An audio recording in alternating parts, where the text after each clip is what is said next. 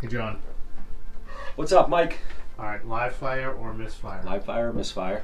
Chapter 135, Okay. the new Gun Control Act of 2024, only added new restrictions to our previous version of the gun law and didn't take anything out of it. Oh, absolute misfire.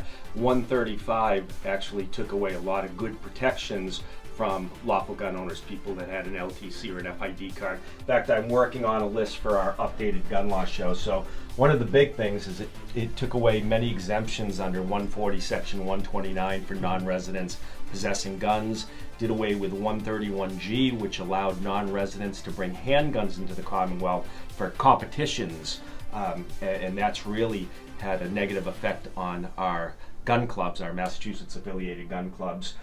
Took away protections for reporting a lost or stolen gun. So prior to 135, if you had a gun stolen or you lost a gun and you reported it in a timely manner, the issuing authority could not revoke the license. You had a one mulligan on that. That was removed from 135. No more protections for doing the right thing. So if you lose a gun or if a gun's stolen, you have 7 days to report it. Other than that, we have, last but not least, I'll leave you with this one. Boys and girls can no longer possess pepper spray with an FID card. If they're less than 18 years old, they have to apply now for a self-defense spray permit. So a lot of negatives with this. All right, thanks, John. All right, thanks for doing what you do. Yep.